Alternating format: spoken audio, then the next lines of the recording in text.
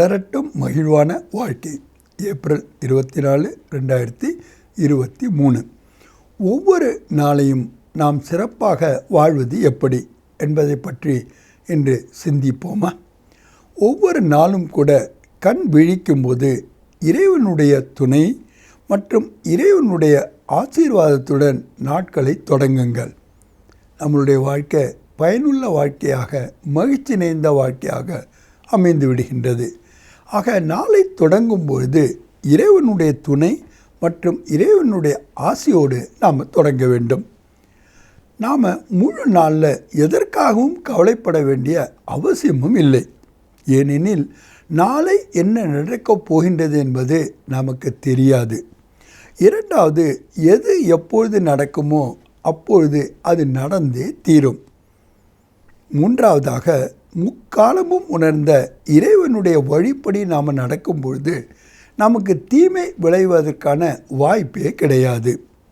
மேலும் ஒவ்வொரு நாளும் கூட நம்மை பொறுத்தவரை அற்புதமான நாட்களாக இருக்கின்றன. அப்படி இருக்கும்பொழுது நாம் ஏன் கவலைப்பட வேண்டும்? நம் கவலைக்கு முக்கியமாக காரணமாக நாம் பார்ப்பது, நடந்து முடிந்தவர்களை நாம் அடிக்கடி நினைக்கின்றோம். நல்லவைகளை அல்ல. எந்த தீமைகள் நடந்தனவோ, யார் தீமையை விளைவித்தார்களோ அவர்களை நினைக்கின்றோம். அப்பொழுது அந்த நேரத்தில் என்ன ஒரு எதிர்மறையான உணர்வை பெற்றோமோ அதையே திரும்ப பெறுகின்றோம். அந்த எதிர்மறையான உணர்வுகள் தான் வலுப்பெற்று விடுகின்றன. உதாரணத்திற்கு, வெறுப்பாக இருக்கலாம், அல்லது பலவீனமான உணர்வுகளில் முக்கிய பொறாமையாகவும் இருக்கலாம். அந்த உணர்வுகளை நாம் திரும்ப திரும்ப பெறும்பொழுது அவர்களை நினைத்தாலே போதுமானது, அந்த எதிர்மறையான உணர்வுகள் நம் மனதில் வந்துவிடுகின்றன. அதனால் ஆன்மீக அறிவு நமக்கு கூறுவதை நாம் முதலில் தெரிந்து கொள்வதோடு மட்டுமல்லாமல் புரிந்துணர்வு என்பது வேண்டும். புரிந்துணர்வு இருந்தால் மட்டும் பத்தாது, அவற்றை நாம் அன்கண்டிஷனலாக ஏற்றுக்கொள்ளக்கூடியவர்களாகவும் இருக்க வேண்டும். ஏன்னா, எதுவரைக்கும் நாம் அதை ஏற்றுக்கொள்ளவில்லையோ அதுவரை அதை நம்மால் கொண்டு வரவே இயலாது. நடைமுறையில் நாம் கொண்டு வருவதின் மூலமாக, பல முறை திரும்ப செய்வதன் மூலமாக நாம் அதில் வல்லுநராக ஆர்ட்டை பெற்றுவிடுகின்றோம். ஆகவே தான் நாம் ஒவ்வொரு நாளையும் எப்படி நடத்த வேண்டும் அல்லது நாம் எப்படி நடந்து கொள்ள வேண்டும் என்பதை பற்றி அறிந்து கொள்வது அவசியமாகின்றது. ஆக நாளை தொடங்கும் பொழுது இறைவனுடைய துணை மற்றும் ஆசீர்வாதத்துடன் நாம் தொடங்குகின்றோம். ஒவ்வொரு செயல்களையும் செய்யும்பொழுது சுயநலமற்றவர்களாக பிறர் நலனை கருத்தில் கொண்டு நாம் செய்கின்றோம். ஏன்னா, ஒரு பாடலில் கவிஞர் கண்ணதாசன் கூறுகின்றார், ஆண்டுக்கு ஆண்டு நாளுக்கு நாள் இருக்கின்றது சுபதினம். ஆனால் யார் ஒருவர் அடுத்தவர் நலனை விரும்புகின்றாரோ அவருக்கு வாழ்நாள் முழுவதுமே சுப நலன்தான். ஏனென்றால் சுபமான நாட்கள் என்பது நமக்கு பலனை மட்டும் அளிப்பதோடு மட்டுமல்லாமல் நம்ம வாழ்க்கையினுடைய பயனையும் அது தெளிவுறுத்துகின்றது. ஆக நாம் நம்மளுடைய நடைமுறை வாழ்க்கையில் எந்த ஒரு செயல்களை செய்தாலும் சரி, பிறர் நலன் கருதி நாம் அதை செய்யும்பொழுது நாமளும் மகிழ்ச்சி அடைகின்றோம். பிறரை மகிழ்விப்பதின் மூலமாக அதனுடைய ரெஸ்பான்ஸ் நாமளும் மகிழ்ச்சியாக இருக்கின்றோம். இது கேட்குறதுக்கு ரொம்ப ஈஸியாக தான் இருக்குது. ஆனால் நடைமுறையில் இது ஒரு சவாலாக அமைந்து விடுகின்றது. ஏனென்றால் நாம் அதிகமாக கவலைப்படுகின்றோம். நடந்து முடிந்தவைகளுக்கு முற்றுப்புள்ளி வைக்க முடியாமல் பல முறை அவற்றை திரும்ப திரும்ப நினைக்கின்றோம். எப்பொழுது எந்த மன உணர்வானது அடிக்கடி திரும்ப திரும்ப செய்கின்றோமோ அது வலுவாக ஆகிவிடுகின்றது. அதற்கு எதிர்ப்பதமாக நாம் அமைதியாக, அன்பாக, மகிழ்ச்சியாக இருக்க வேண்டும் என்ற விருப்பத்தை கொண்டால் கூட நம்மால் அதை அனுபவம் செய்ய முடிவதில்லை.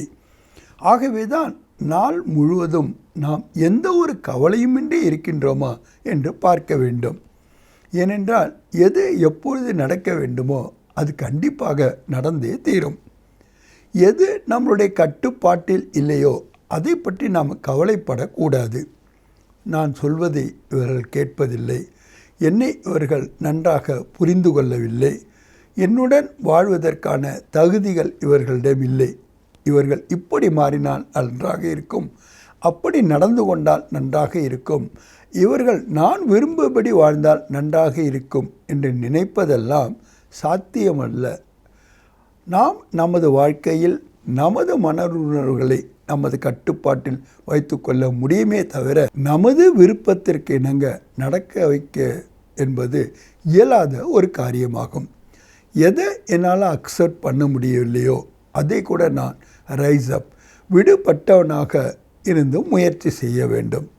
தேகத்திலிருந்து நான் விடுபட்டாலே ஒழிய தேக சம்பந்தங்களிலிருந்தும் நாம் விளைய முடியாது. ஏனென்றால் நாம் ஒரு சோஷியல் பீயிங்காக இருக்கின்றோம். நமக்கு குடும்பம் தேவையாக இருக்கின்றது, சமூகம் தேவையாக இருக்கின்றது, பல்வேறு பலன்களை நாம் அடைவதற்கு அது ஒரு சாதகமாகவும் இருக்கின்றன.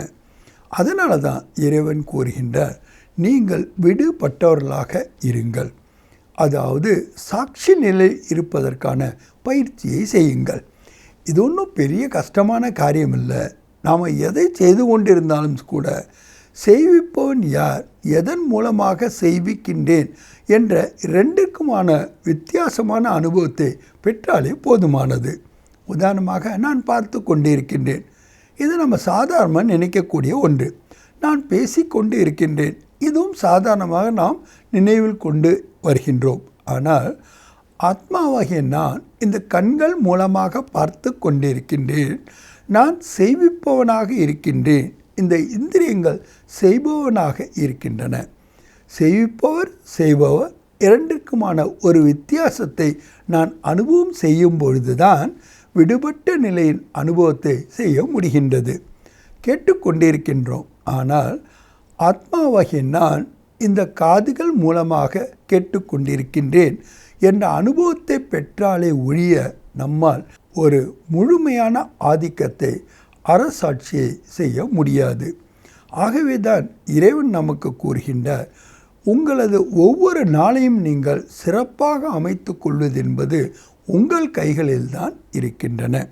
இறுதியாக நாம் நன்றி உணர்வோடு ஒவ்வொரு நாளும் உறங்கச் செல்ல வேண்டும். உறங்குவதற்கு முன் நாம் நன்றி கடமைப்பட்டவர்களாக அந்த கிராட்டிடியூட் ஃபீலிங் என்பது நமக்கு இருக்க வேண்டும். அது சாதாரண ஒன்றாக கூட இருக்கலாம், நம்மை பொறுத்தவரை ஒரு மதிப்பு மிகுந்த ஒன்றாக கூட இல்லாமல் இருக்கலாம். ஆனாலும் கூட நேரத்திற்கு ஏற்ப அந்த உதவியானது நமக்கு மிகுந்த பலன்களை கொடுக்கின்றன. அதனால தான் இறைவனுக்கு நாம் நன்றி கூறுகின்றோம், அவருடைய படைப்பிற்கு நன்றி கூறுகின்றோம், காலத்திற்கு நன்றி கூறுகின்றோம், உறவு முறைகளுக்கு நன்றி கூறுகின்றோம். ஆக ஒவ்வொரு விஷயத்திலும் நாம் எப்பொழுது நன்றி உணர்வோடு இருக்கின்றோமோ அப்பொழுதுதான் அந்த விஷயங்களினுடைய ஒரு பாதிப்பிலிருந்து நாம் விலக முடிகின்றது. ஏனென்றால் எங்கு விஷயங்கள் இருக்குமோ அங்கு இறைவன் இருப்பதில்லை, எங்கு இறைவன் இருக்கின்றாரோ அங்கு எந்த விஷயமும் இருப்பதில்லை.